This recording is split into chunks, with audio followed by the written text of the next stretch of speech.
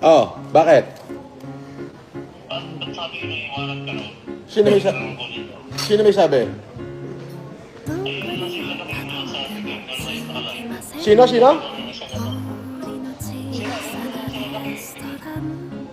Magpapaniwala ka naman doon. Wala naman sinasabi abogado ko eh.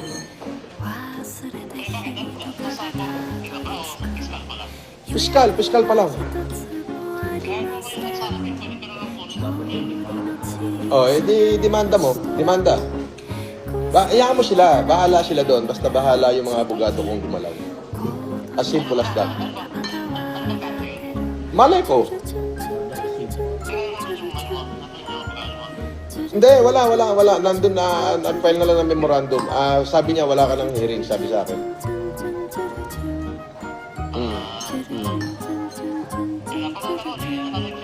Hindi, wala akong hearing. Sino paniniwalaan natin? Si Poblador?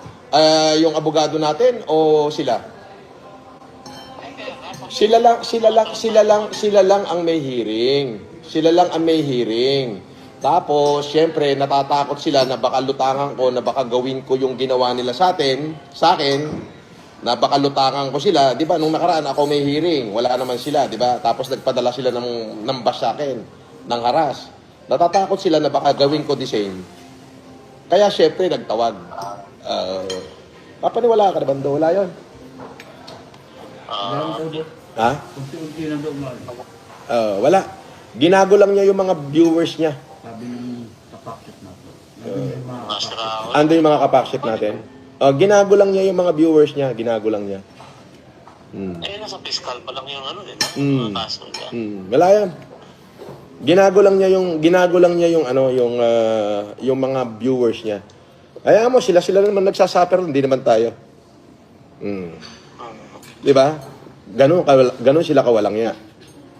Ganun lang yun. Okay, nakalive ba ba? Oo, nakalive ako. Sige na, bye-bye.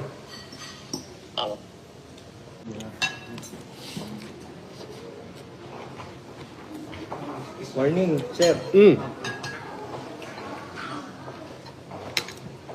Right. I-serve lang po namin yung warrant. Okay.